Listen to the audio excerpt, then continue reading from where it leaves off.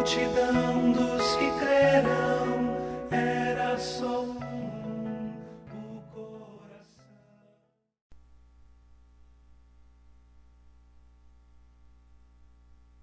Capítulo 4. Atos, capítulo 4.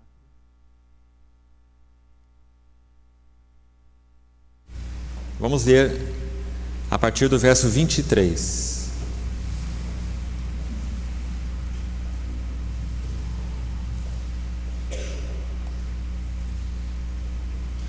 Uma vez soltos, procuraram aos irmãos e lhes contaram quantas coisas lhes haviam dito os principais sacerdotes e os anciãos.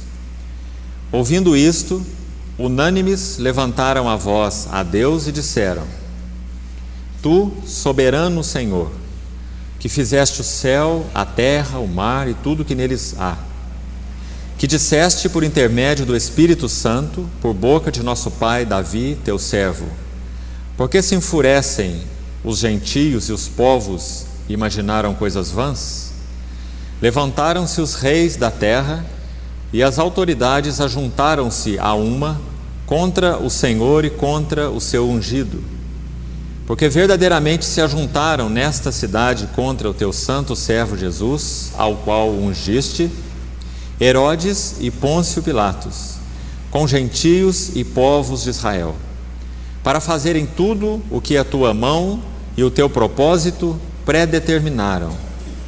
Agora, Senhor, olha para as suas ameaças e concede aos teus servos que anunciem com toda a intrepidez a tua palavra, enquanto estendes a mão para fazer curas, sinais e prodígios, por intermédio do nome do teu santo servo Jesus. Tendo eles orado, tremeu o lugar onde estavam reunidos. Todos ficaram cheios do Espírito Santo e com intrepidez anunciavam a palavra de Deus. Da multidão dos que creram, era um o coração e a alma. Ninguém considerava exclusivamente sua nenhuma das coisas que possuía. Tudo, porém, lhes era comum. Com grande poder os apóstolos davam o testemunho da ressurreição do Senhor Jesus, e em todos eles havia abundante graça. Ainda no capítulo 5, vamos ver apenas o versículo 3.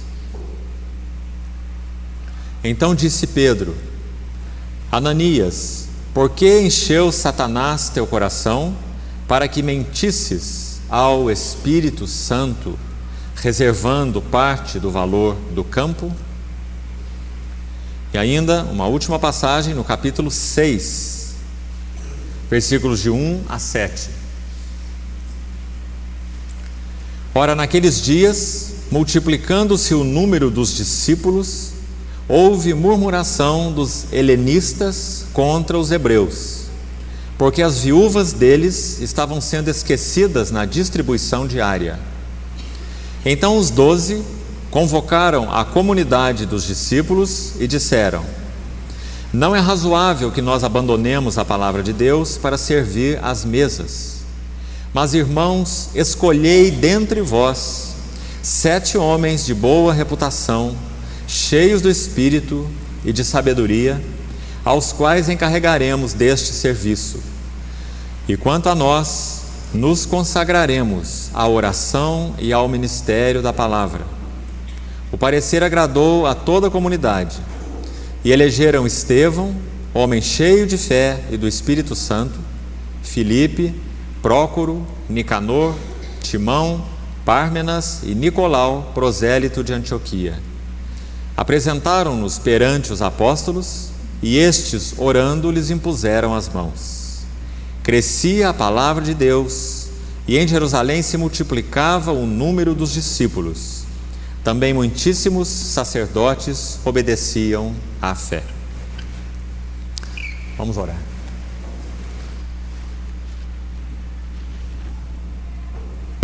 Senhor, te agradecemos tanto porque podemos uma vez mais nos colocarmos juntos como igreja, reunidos nesse lugar, em torno da pessoa do Senhor, para ouvirmos uma vez mais o falar do Senhor aos nossos corações.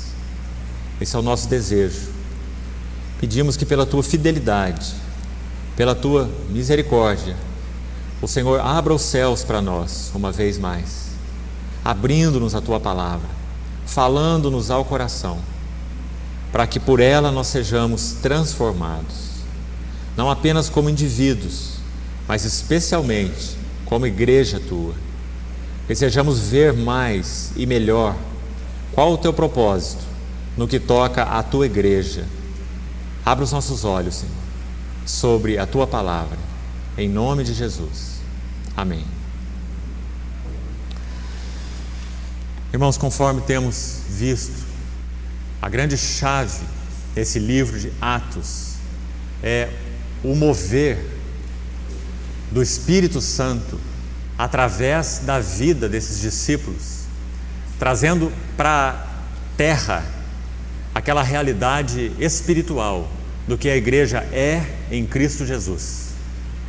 Há um versículo muito interessante na epístola aos Efésios, quando Paulo ora pela segunda vez naquela epístola, no capítulo 3 de Efésios. Aquela segunda oração de Paulo se inicia no verso 14 de Efésios capítulo 3. E quando Paulo então naquela oração, ele está concluindo aquela oração, ele diz que o desejo dele era que os irmãos abundassem no conhecimento do amor de Cristo, que excede o entendimento, para que fossem tomados de toda a plenitude de Deus. E os irmãos se lembram, naquele versículo, se não me engano, 21 dessa epístola, podemos abrir lá para conferirmos, Efésios capítulo 3, veja que no versículo 21, exatamente nessa epístola, Paulo conclui a sua oração dizendo assim, Efésios 3, 21, a Ele, e esse a Ele se refere a Deus, porque é o sujeito do versículo 20, aquele que é poderoso para fazer infinitamente mais do que pedimos ou pensamos. Então, a Ele, versículo 21, seja o quê? A glória. Agora preste atenção nessas duas próximas palavras, glória na igreja e em Cristo Jesus. Nós sabemos que a glória de Deus na pessoa do Senhor Jesus é plena. Ele é a glória de Deus. Ele é a expressão daquilo que tudo que Deus é na sua própria natureza. O Senhor Jesus, como esse Logos, Ele é a expressão daquilo que o Pai é em si mesmo. Por isso Ele diz, quem me vê a mim, vê o Pai. Nós sabemos que a glória de Deus, ela é expressa na pessoa do Senhor Jesus. A glória de Cristo é a glória de Deus. Mas, irmão, nesse versículo, como a epístola aos Efésios toca de uma maneira muito especial a glória de Deus, não apenas em Cristo, mas na igreja. Então, quando Paulo faz essa oração, é usando este versículo que eu gostaria de estudar um pouco do livro de Atos, hoje com os irmãos, segundo esse prisma deste capítulo, desse versículo, Efésios 3, 21, Paulo então, quando descreve na epístola aos Efésios a glória de Cristo e a glória da igreja, ora duas vezes, uma no capítulo 1, outra no capítulo 3, e ele então foca nesse versículo 21, qual era o assunto, o objeto da sua oração, do seu encargo, quando escreveu essa epístola. Ele diz, terminando essa oração, que o que era verdadeiro a respeito da glória de Deus em Cristo Jesus, Paulo entendia que era desejo de Deus, com relação a essa mesma glória, expressar na igreja e através da igreja. Se você andar aí um pouquinho para trás, o que nós vemos no versículo 10 desse capítulo mesmo, Efésios 3:10. Os irmãos se lembram desse precioso versículo? Para que pela igreja, a multiforme, multicolorida, multifacetada sabedoria de Deus se torne conhecida agora agora, dos principados e potestades nos lugares celestiais. Versículo 10, então, pela igreja. Agora olhe, continua olhando para a sua Bíblia. Veja o versículo 11. O que diz aí? Como que essa glória de Deus será conhecida agora pela igreja? Porque o versículo 11 diz que isso é segundo. Isso foi planejado, isso foi estabelecido, isso foi determinado. É segundo o eterno propósito que foi estabelecido por Deus, o Pai, onde? Em Cristo Jesus. Então os irmãos estão vendo? Como essa visão de Cristo e da igreja, ela governa a mente de Paulo, inspirado pelo Espírito, especialmente nessa epístola aos Efésios. Então no verso 10 ele diz, pela igreja. No verso 11 ele diz, conforme estabelecido em Cristo Jesus. Então quando ele ora no versículo 21, final do capítulo 3, o que ele diz? A ele seja a glória na igreja e em Cristo Jesus. Então os irmãos vejam como essas duas realidades, a igreja e Cristo Jesus, na mente de Paulo, elas jamais podem ser separadas. Seria como nós desejarmos cabeça separada de corpo, não é? Então a ele seja a glória na igreja, assim como ela é ou está em Cristo Jesus. Como que a glória de Deus está em Cristo Jesus? Como? Plena, absoluta, perfeita, não é? E o que Paulo compreendeu pelo Espírito Santo? Que essa glória de Deus que está em Cristo Jesus, ela deve ser experimentada, ela deve ser vivida pela igreja, a qual é o seu corpo. Então, irmãos, voltando ao epístola, a carta, ou o livro, perdão, de Lucas, escrito então como sendo os Atos dos Apóstolos. O que nós vemos nesse livro? Os Atos do Senhor Jesus, esse no qual a glória de Deus está, os Atos do Senhor Jesus, pelo Espírito Santo, através da igreja. Então nós nunca podemos perder isso de vista. Nós não temos no livro de Atos apenas narrativas. Isso seria para nós quase que nada. No máximo nos daria um saudosismo tão grande, né? Olharmos para esses primeiros escritos e dizermos assim, se a igreja fosse hoje o que ela era antes. Mas irmãos, quão importante é nós compreendermos isso que Paulo escreveu em Efésios 3. Que na verdade não existe esse antes e esse depois. O que impede que haja nos nossos dias uma manifestação plena do que a igreja experimentou, não apenas no início da sua história, como registrado no livro de Atos, mas em todos aqueles períodos em que ela foi revitalizada pela ação do Espírito Santo, pelo clarear, um novo clarear da palavra de Deus, por ser estabelecida de novo em bons fundamentos, em terreno sólido. Todas as vezes que isso aconteceu na história da igreja, houve então uma manifestação muito plena, muito clara daquilo que está estabelecido da parte de Deus em Cristo Jesus. E a única coisa que impede que isso aconteça somos nós mesmos, e mais nada, senão nós mesmos. Por isso que nós precisamos ir nesse livro de Atos com tanta cautela, porque ele funciona, irmãos, como uma sementeira. Você já viu o livro de Atos assim? Ele é uma sementeira. Você acha que quando o Espírito Santo ordenou os escritos do Novo Testamento, o livro de Atos está colocado aqui nessa posição aleatoriamente? Antes do livro de Atos, o que nós temos? 4 evangelhos. 4 evangelhos que falam da pessoa e obra de Cristo. Depois nós temos o livro de Atos, que fala do quê?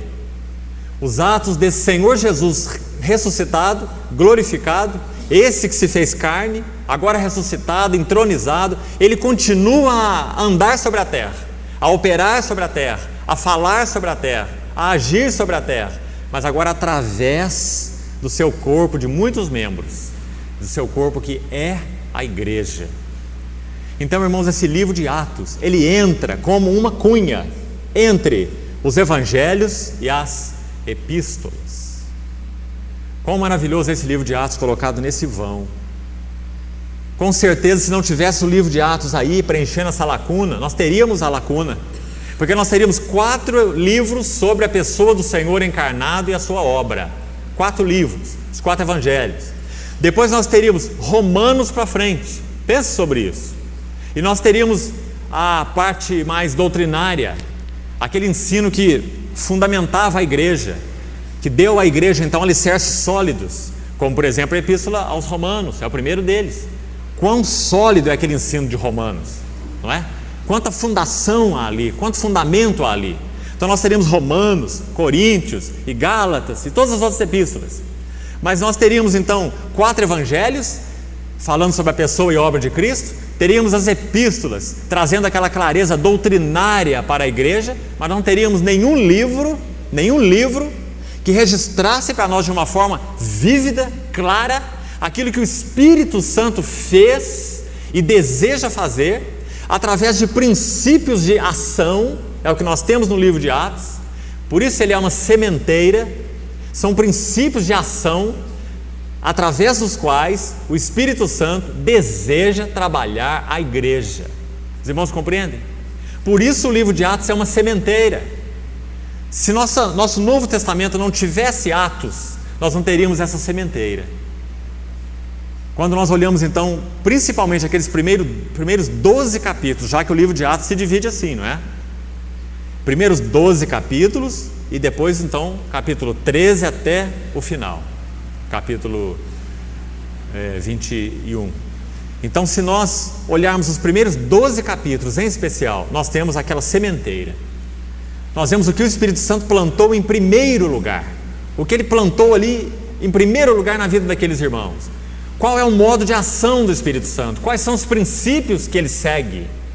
Especialmente capítulos 2, 3, 4, capítulo 5, nós vamos ver alguma coisa hoje, ou capítulo 6, a escolha dos diáconos, como os irmãos enfrentaram problemas, como os irmãos lidaram com aqueles problemas, quão significativo era para eles essa realidade espiritual de que Cristo é a cabeça da igreja.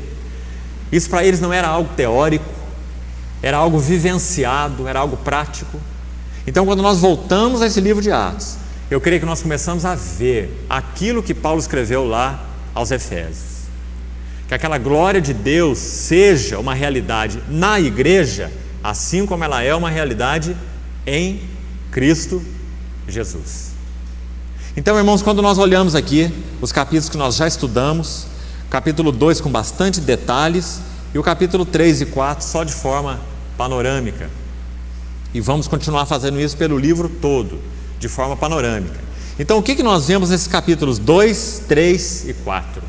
Especialmente esses 3 capítulos, já que se você olhar aí no capítulo 5, você vai ver que algo nebuloso começa a acontecer aqui, muito nebuloso. Capítulo 5, versículo 3, esse casal que ofende ao Espírito Santo, reservando parte do valor daquele campo que eles venderam, não é? E o Espírito Santo então julga aquele casal, até mesmo com a morte. Eles foram carregados ali por aqueles ajudantes, quando mentiram então a Pedro, e Pedro pôde discernir pelo Espírito Santo o que havia de hipocrisia e de mentira no coração daquele casal. Então, nos capítulos 2, 3 e 4, o que nós vemos? Nós vemos essa vitalidade, nós vemos essa harmonia, nós vemos essa energia. Você consegue ver outra coisa nesse capítulo, irmão? Capítulos 2, 3 e 4 de Atos, o que nós vemos? Plenitude, amor, energia, palavra viva.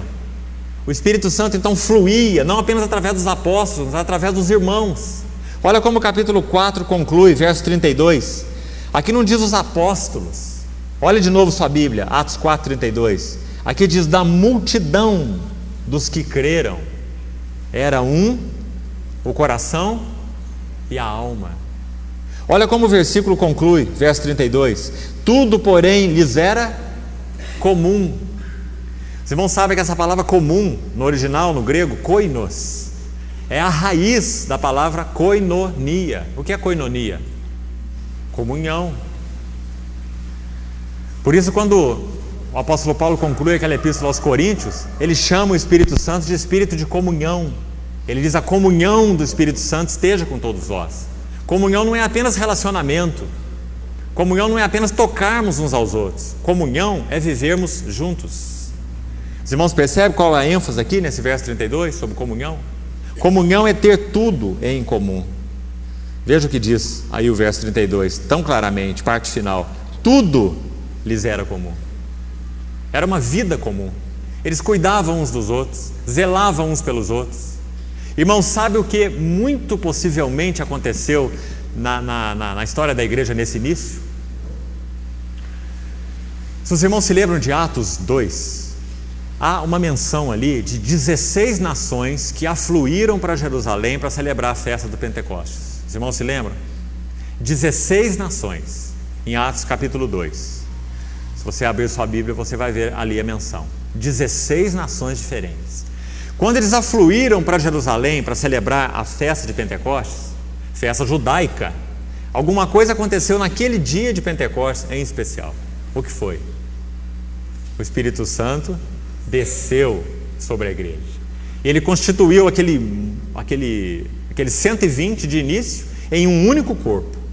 E, irmãos, muito provavelmente, aquelas pessoas que ali foram para celebrar aquela festa, elas não retornaram para suas casas.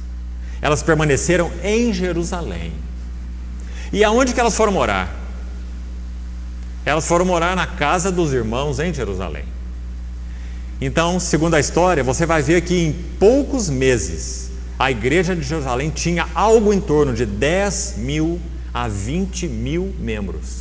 A igreja em Jerusalém, em torno de alguns meses, de 120 mais 3 mil, você se lembra? Quando Pedro pregou o evangelho em Atos 2, 3 mil se renderam, não é assim?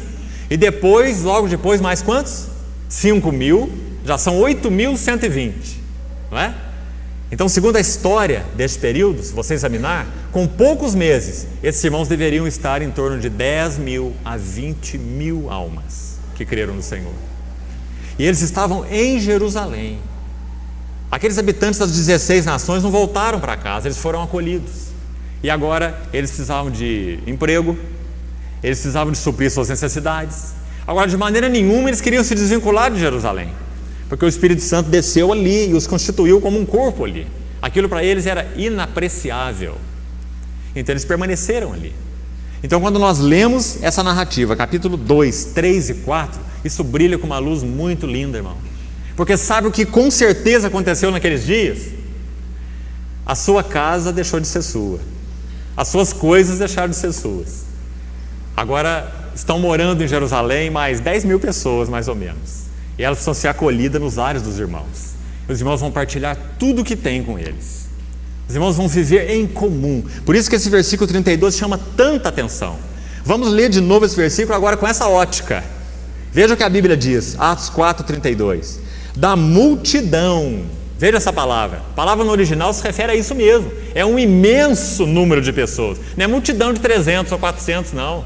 É multidão dos que creram. Era um. Irmão, nós por natureza, nós somos divididos de nós mesmos, não é? Não tem hora que a metade do seu cérebro do lado de cá quer bater na outra metade do lado de cá? Não tem? Não tem hora que você tem vontade de descoxar a tua cabeça do pescoço, colocá-la no cantinho do quarto, sair correndo para ela não te ver? E sair atrás de você? Não é? Nós somos divididos de nós mesmos. Agora, como que nós podemos ter uma multidão que é uma? Isso é um milagre. Isso é sobrenatural, né? Agora os irmãos não olhavam para as coisas deles e diziam assim: isso é meu, isso me pertence, né? Isso é minha propriedade, essa é minha casa.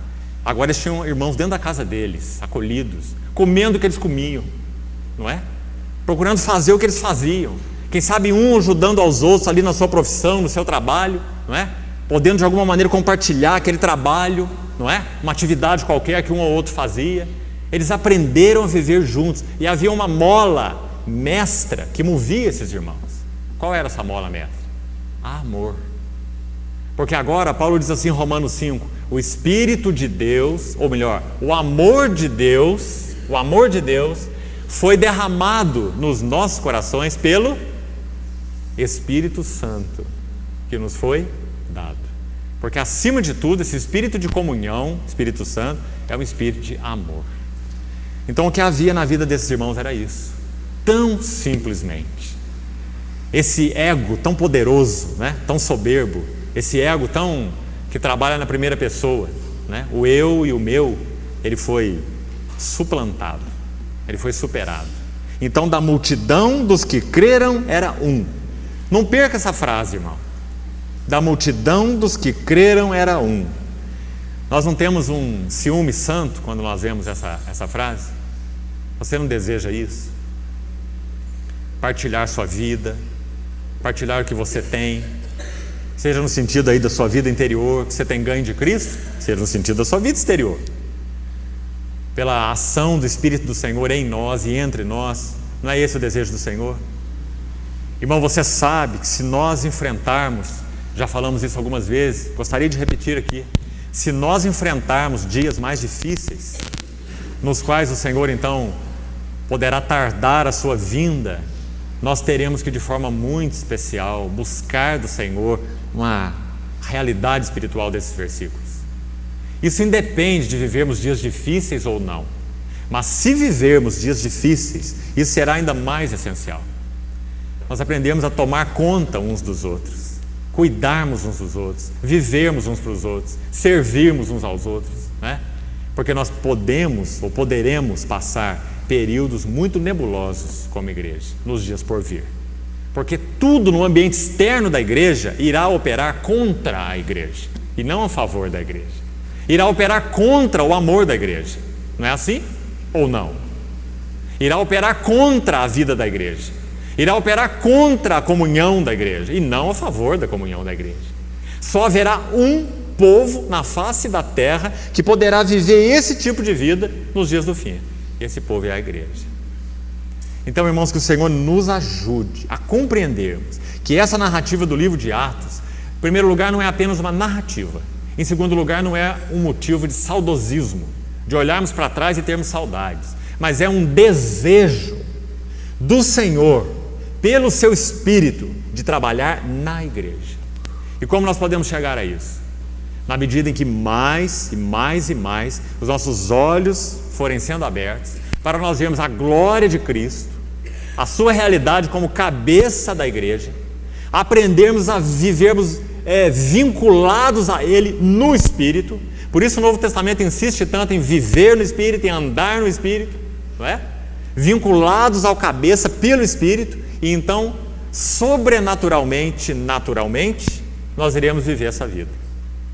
Como uma vez disse para os irmãos que há alguns anos atrás li essa definição de vida cristã do querido irmão Stephen Kong, e nesse livro o irmão Stephen dizia exatamente isso, que a vida cristã é sobrenaturalmente natural e naturalmente sobrenatural.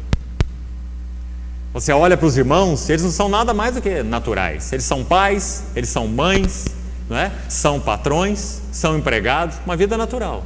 Mas há um sobrenatural por trás deles, que chama atenção. Então é naturalmente sobrenatural. Não há nada espalhafatoso, é tudo simples, natural, mas há um sobrenatural, não é? Mas por outro lado também é sobrenaturalmente natural. Porque aquelas vidas são capacitadas a viver como vivem por causa da realidade espiritual, pela pessoa do Espírito Santo, da sua vida unida com Cristo e unida uns aos outros. Então, graças a Deus, irmão, porque nós podemos olhar para esses textos não apenas como narrativas, mas como propósito, como nós vemos em Efésios, eterno propósito de Deus estabelecido em Cristo Jesus, para que a Ele, a esse Deus, seja a glória na igreja e em Cristo Jesus. Vamos colocar essas duas coisas juntas, na igreja e em Cristo Jesus. Como é a glória de Deus em Cristo Jesus? Plena. Como deve ser a glória de Deus na igreja? Plena. Como é o amor de Deus em Cristo Jesus? Pleno. Como deve ser o amor de Deus na igreja? Pleno. Então, glória na igreja e em Cristo Jesus. Irmãos, isso é um assunto de oração, isso é um assunto de desejo. Versículo então 42 do capítulo 3: ninguém considerava exclusivamente sua nenhuma das coisas que possuía, tudo, porém, lhes era koinos, é a palavra aqui, ou comum, né? Agora, no capítulo 5, capítulos 2, 3 e 4, nós vemos então essa vida, esse fluir, esse amor, essa harmonia, essa koinonia dos irmãos por causa da ação do Espírito Santo. Agora, irmãos, o que o capítulo 5 nos fala? Olhando panoramicamente apenas sobre esse capítulo, eu creio que de forma muito especial nós vamos ver aqui um contraste com o que está acontecendo nos capítulos 2, 3 e 4. Já que o capítulo 4 termina, veja lá, versos 36 e 37, dizendo que esse José, que é o mesmo Barnabé, que nós vamos ver depois lá em Atos 13, companheiro de Paulo, aqui diz que esse José, cognominado Barnabé, filho da exortação, ele tinha um campo, verso 37, e vendendo-o, trouxe o valor e o depositou aos pés dos apóstolos que administravam isso. Óbvio, ele entregou todo o valor. Ele entendeu da parte do Senhor que ele deveria fazer isso, porque, como nós falamos, havia muitos irmãos para serem cuidados, ajudados ali. Então José Barnabé resolveu vender o seu campo e depositou o dinheiro aos pés dos apóstolos. E então nós entramos no capítulo 5, com a palavra entretanto. Entretanto. Tem um entretanto aqui. Sabe o que significa esse entretanto? Significa que o diabo, ele quer colocar a sua trave na vida da igreja. Como nós falamos aos irmãos há pouco.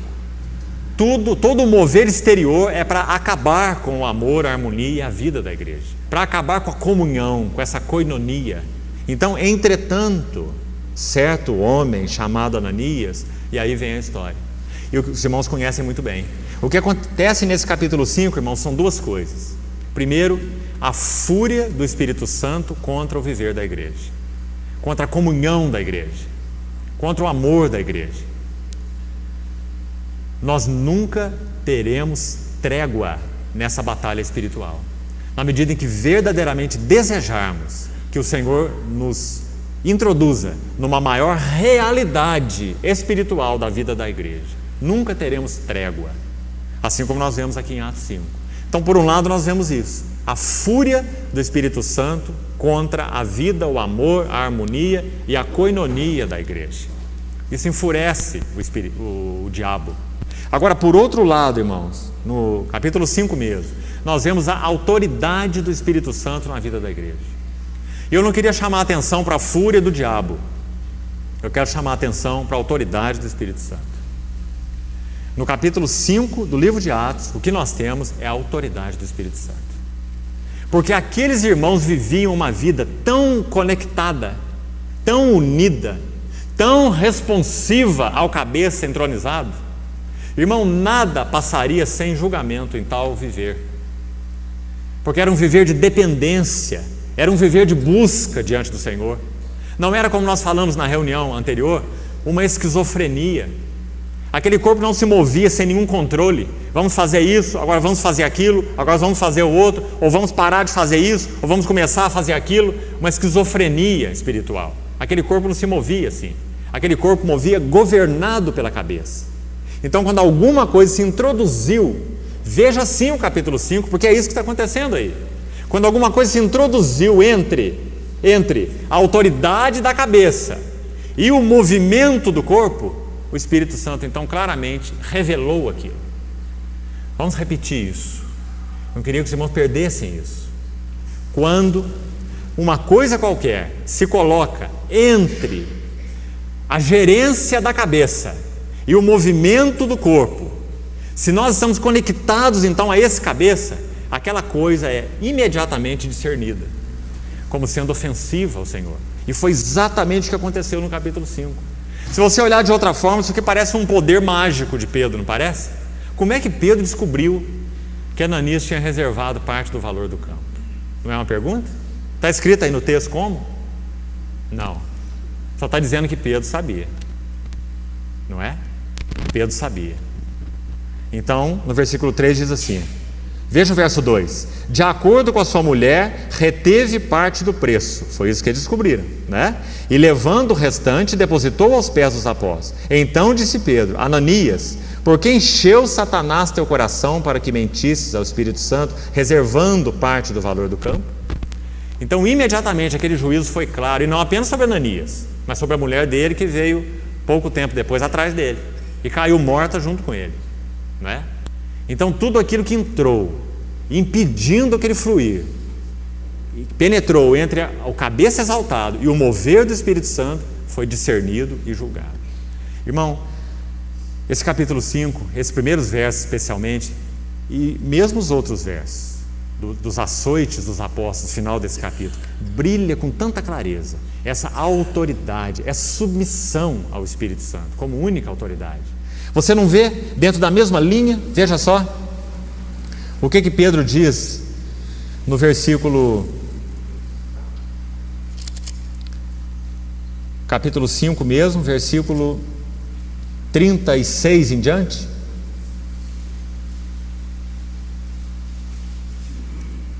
Olha o que diz a parte final, verso 40. Chamando os apóstolos, açoitaram-nos e ordenando-nos que não falassem o nome de Jesus, os soltaram. E eles se retiraram do sinédrio, regozijando-se por terem sido considerados dignos de sofrer afrontas por esse nome. E o que eles fizeram? E todos os dias, no templo, de casa em casa, não cessavam de ensinar e de pregar Jesus, o Cristo. Mas foi acabado de dizer para eles não fazerem isso, não é? Pelas autoridades, pelos superiores. Então os irmãos estão vendo? O governo de um único soberano, o Senhor Jesus, através do Espírito Santo, a autoridade do Espírito Santo. Eles foram chamados por autoridades, né? Não façam isso, para com essa mensagem, para com esse tumulto, para com essa pregação. Açoitaram eles, e diz o verso 42, para concluir o capítulo, que todos os dias eles não cessavam de ensinar e de pregar Jesus o Cristo.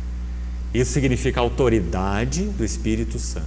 Eles não tinham medo, eles não tinham dúvidas, eles sabiam que não estavam em mãos de homens, eles sabiam que aquilo que eles estavam experimentando era de acordo com o supremo propósito de Deus em Cristo Jesus. Foi assim que a igreja orou no capítulo 4, que quando aquelas autoridades se levantaram, elas estavam cumprindo tudo que o Senhor predeterminou, lembra? Capítulo 4. E lá diz que quando eles terminaram de orar, aquele lugar estremeceu e todos ficaram cheios do Espírito Santo. Os irmãos, veio o prazer do Espírito Santo e encher aquelas pessoas, porque aquele mover então não era esquizofrênico, aquele mover era conectado. Eles conheciam o cabeça exaltado, eles viviam para o cabeça exaltado. Irmãos, nós precisamos fazer algumas perguntas aqui. Precisamos fazer. Para o que nós vivemos hoje? Eu não sei quanto a você, irmão, mas me parece que hoje nós temos vivido para trabalhar. Nós temos vivido para as nossas ocupações. Fazer, fazer, fazer, fazer. Nossa cabeça está tão cheia e o nosso tempo tão tomado. Mas esses irmãos desse tempo não eram ociosos. Esses irmãos trabalhavam. Possivelmente, trabalhavam de forma mais árdua do que nós. Árdua, no sentido exterior. Mas o seu coração era um coração conquistado. Conquistado. Então que o Senhor nos ajude a recuperar esse foco. Do contrário, eu disse aos irmãos, e acho necessário lembrar isso, existe um movimento no nosso país, no Brasil, tentando como que recuperar esses dias de glória da igreja primitiva. Os irmãos sabem disso. E sabe o que esse movimento tem dito? Que nós precisamos recobrar, em primeiro lugar, esse modo de vida desses irmãos. Então esses irmãos são convidados a partir desta premissa, que eles têm que vender tudo que têm, que eles têm que, de preferência, morarem em lugares comuns. Mas, irmãos, o Espírito Santo nunca parte do efeito para a causa. Ele é o efeito de toda a causa. Na medida em que nós mais e mais vamos caminhando no conhecimento do cabeça exaltado e vivendo no Espírito, mais isso será para nós um privilégio, uma ação natural, assim como foi para José Barnabé, no final do capítulo 4. Não foi para Ananias. Ananias quis como que imitá-lo, né? Ele vendeu o campo dele também, talvez tenha ficado com a metade do valor e deu a outra metade do valor lá para a oferta, não é? Como que imitando o José Barnabé. Mas o Espírito Santo não aceitou isso. Não porque a metade daquele valor não era suficiente ou não era adequada, mas por causa do coração de Ananias, que fez isso de forma hipócrita, fez isso de forma mentirosa, de forma a enganar Pedro, como se aquele fosse então todo o valor do campo. Então, irmãos, quando nós olhamos para esses capítulos, nós precisamos ver no capítulo 2, 3 e 4 essa vida, essa harmonia, esse amor, essa comunidade, essa koinonia. Quando nós olhamos para o capítulo 5, nós precisamos ver essa autoridade clara do Espírito Santo. É isso que nós precisamos recuperar como igreja nos nossos dias.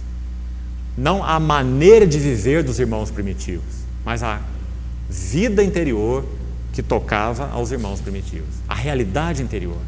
Cristo era o cabeça no mover daqueles irmãos. Cristo era o cabeça no movimento dos apóstolos. Cristo era o cabeça no viver entre os irmãos. E quando então alguma coisa entrou entre eles, para danificar a vida do corpo, o Espírito Santo julgou. Então, capítulo 5, a autoridade do Espírito Santo. Depois você medite com mais calma nesse capítulo. E por último, o último ponto que eu gostaria de partilhar hoje, capítulo 6. Também de forma panorâmica. Na verdade, enfatizando apenas os 7 primeiros versículos. Nós já lemos esses versos.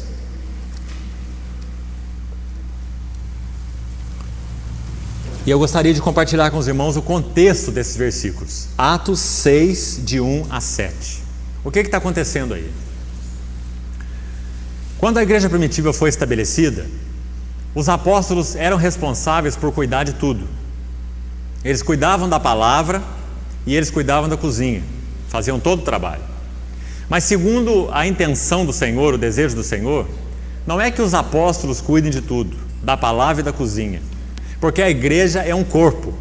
E sendo um corpo, todos os membros têm uma função. Então, os apóstolos entenderam que como administradores, eles deveriam tomar aquela carga sobre si. E foi o que eles fizeram. Mas muito interessante, irmão. Muito precioso o capítulo 6. Porque o Espírito Santo, quando Ele quer nos ensinar a respeito de algo que está errado, de alguma maneira Ele nos deixa andar um pouco no erro.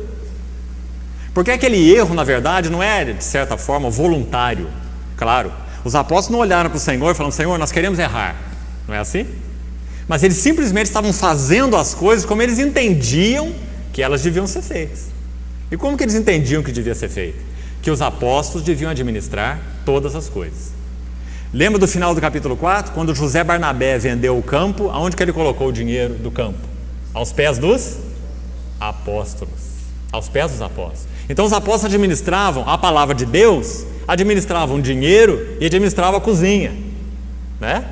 Então, através desse erro, mesmo que não voluntário, o Espírito Santo provocou ou permitiu, no capítulo 6, um processo disciplinar. Porque a disciplina do Espírito Santo é assim, ela é educativa. Não é como uma vara que está sobre as nossas costas, mas é como um cajado de pastor, que está nos endireitando no caminho. Então, sabe o que o Espírito Santo permitiu? Veja no capítulo 6. Olha que palavra forte no versículo 1. Naqueles dias, multiplicando-se o número dos discípulos, houve o quê? Murmuração. E nós sabemos que murmuração é um problema gravíssimo na vida da igreja. Murmuração destrói a vida da igreja. Não é? Quantas exortações há sobre murmuração nas epístolas, no Novo Testamento? Mas o Espírito Santo, esse do capítulo 5, que é a autoridade suprema da igreja, e que tinha os olhos daqueles irmãos voltados para Ele. Os irmãos não tinham projetos, né? Os irmãos tinham os olhos voltados para o Espírito Santo. Então o Espírito Santo agia de forma educativa para com aqueles irmãos, de uma forma muito maravilhosa. Então, na soberania do Espírito Santo, Ele permitiu aquela murmuração. Irmão, eu não consigo ver o capítulo 6 de outra maneira, senão uma permissão educativa. Agora, irmãos, nós podemos não compreender essa permissão educativa de Deus. Então, quando nós estamos fazendo uma coisa de uma determinada maneira e aquilo não está funcionando, o que nós fazemos?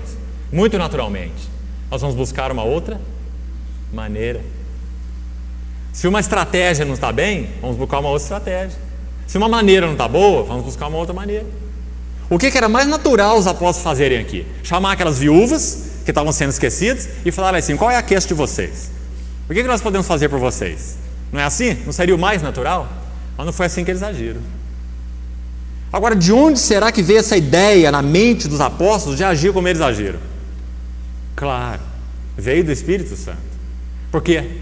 Porque nós sabemos? Porque eles tinham os olhos focados no cabeça exaltado. Eles tinham um viver de tal forma que eles levavam todas as situações, circunstâncias, problemas, no caso do capítulo 6, murmurações, eles levavam para quem? Para o Senhor.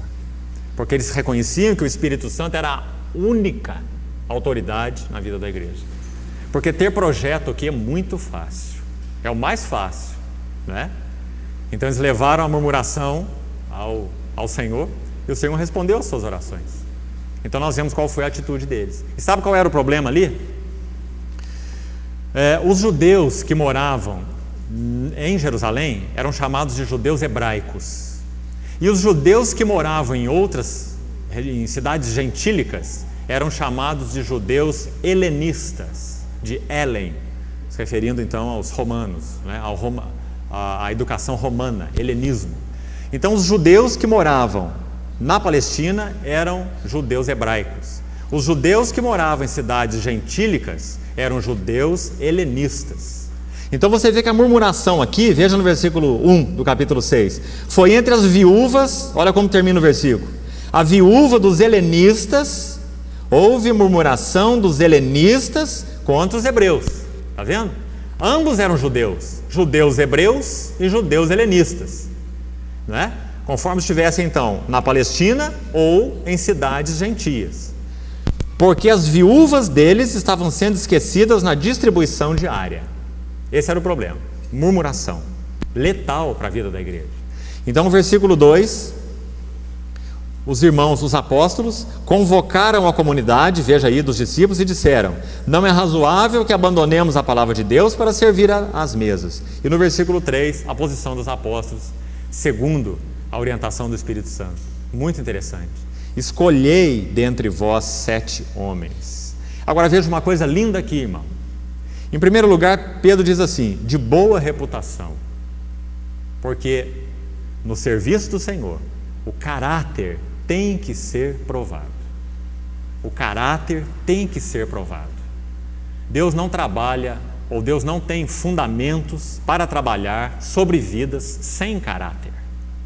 O Senhor trabalha sobre vidas com caráter, nas quais Ele tem formado o caráter. Que caráter? Um bom caráter? Não. Talvez existam muitos cidadãos de bom caráter, mas não é bom caráter, é caráter de Cristo. Caráter de Cristo.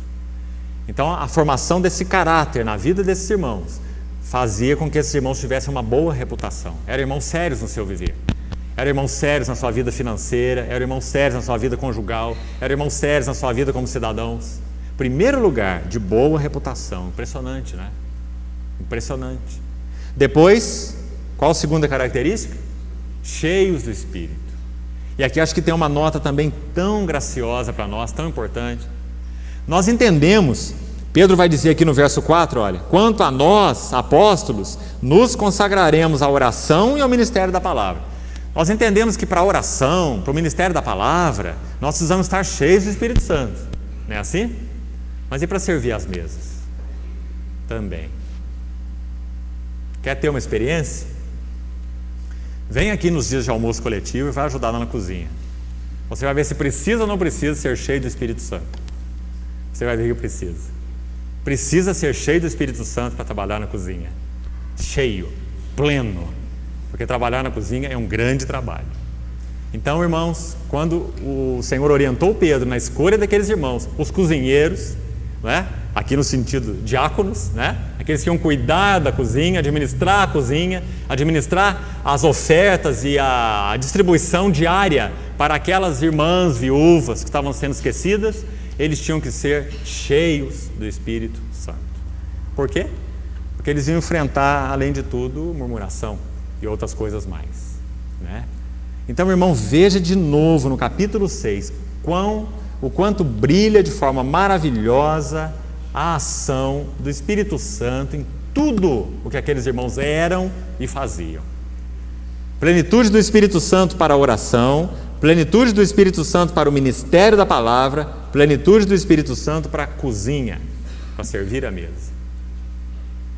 E quando os irmãos olham a lista de diáconos, ainda é mais interessante, os 7 escolhidos. Sabe por quê? A grande maioria é de helenistas. Como que nós sabemos? Pelos seus nomes, os nomes deles. Então a grande maioria dos diáconos escolhidos foram helenistas, porque quais eram as viúvas que estavam sendo esquecidas durante a distribuição aí? Era a viúva dos helenistas. Mas irmãos, helenistas eram judeus que habitavam em cidades gentias, observe isso. E agora o Espírito Santo desceu sobre aqueles irmãos e eles foram constituídos um corpo em Cristo. Mas o que você acha? Se a tradição falasse mais alto, se a religiosidade falasse mais alto, se o judaísmo falasse mais alto, então na hora da escolha desses irmãos, nós íamos ter aqui uma obra política, não é? E dentro de Jerusalém, o que os irmãos acham? Pelo menos a maioria dos diáconos seria o quê? Judeus e hebraicos. Não é assim? Mas a maioria dos diáconos aqui eram judeus helenistas. Muito interessante, muito precioso. O Espírito Santo então selecionou de uma forma muito particular aqueles judeus helenistas para servir aquelas irmãs, aquelas viúvas que estavam sendo esquecidas, né? Isso significa dar primazia, dar prioridade dentro daquela cidade, dando prioridade para esses irmãos, agora irmãos em Cristo, né? Que eram helenistas. Então, em cada detalhe desse capítulo 6, você vê a realidade da plenitude do Espírito Santo naquelas vidas. Coisas simples, irmão, como servir às mesas. Então, quão maravilhoso é nós vermos que na vida da igreja, nada devia ser comum. Nada devia ser comum. Reunirmos-nos não é comum, almoçarmos juntos não é comum, partilhar o que temos não é comum, servirmos e cuidarmos uns dos outros não é comum. Para fazermos isso, nós precisamos da plenitude do Espírito Santo. Do contrário, nós só nos ocupamos de nós mesmos, para nós mesmos, em função de nós mesmos, o primeiro lugar para nós, não é? O melhor para nós, nossas maneiras, nossas estratégias, nossos métodos, né? Mas o capítulo 6, versículo de 1 a 7, nós vemos o contrário de tudo isso. Os métodos não eram métodos dos apóstolos, a maneira de servir não foi a maneira de servir dos apóstolos, a escolha desses irmãos não foi uma escolha dos apóstolos. Então os irmãos continuam vendo nesse capítulo 6, quando eles levaram os problemas diante do Senhor, o Espírito Santo teve livre curso para agir. Então, irmãos, mais essa lição brilha de maneira maravilhosa aqui. E para concluir, então, por hoje, será que essa sessão podia terminar diferente do que ela termina? Veja como que ela termina, versículo 7. Crescia a palavra de Deus, e em Jerusalém se multiplicava o número dos discípulos. Também muitíssimos sacerdotes obedeciam à fé. Esse é o testemunho. Essa era a vitalidade da igreja. Quando os apóstolos, então, buscaram o Senhor diante desse problema, e aquelas viúvas que estavam sendo esquecidas eram as viúvas helenistas, o Espírito Santo agiu de tal forma que essas que estavam sendo esquecidas tivessem agora a primazia. Os irmãos percebem? Esse é o método do Espírito Santo. Mas, irmãos, nós temos uma responsabilidade. Nossa responsabilidade é fazer o que os apóstolos faziam. É levarmos nossas vidas inteiras ao Senhor. É levarmos nossa vida corporativa toda ao Senhor. É levarmos nossos problemas todos ao Senhor. E aprendermos a perguntar para o Senhor qual é a maneira dele. Qual é o caminho dele. Qual é a decisão dele. De que maneira ele deseja que façamos isto ou que façamos aquilo. O Senhor nos ajude a recuperarmos, irmãos, realmente o significado desses versículos tão preciosos. O mover do Espírito Santo entre os irmãos naqueles primórdios. Para que o Senhor possa, pela sua graça, nos trazer de novo, né, de volta, essa vitalidade nesses dias no tempo do fim. Esse é o desejo do Senhor. Ele estabeleceu isso em Cristo Jesus. Ele não vai mudar a sua maneira. Nós é que precisamos aprender, passo a passo, sim, mas com responsabilidade, a levarmos nossas vidas de forma coletiva nossas famílias, nossos assuntos, nossos relacionamentos, nosso culto, né? Tudo que somos, que temos, que fazemos, aos pés do Senhor. Do contrário, nós só temos uma segunda alternativa: procurarmos o melhor caminho por nós mesmos. Mas esse não é o desejo do Senhor. Temos entendido que o Senhor está pronto em responder para nós aquilo que nós perguntarmos a Ele. Porque ninguém mais do que Ele deseja plenitude no meio de nós. Ele deseja plenitude no meio de nós. O Senhor então nos fale, irmãos, com muita seriedade ao coração a partir desses textos. Amém. Vamos orar.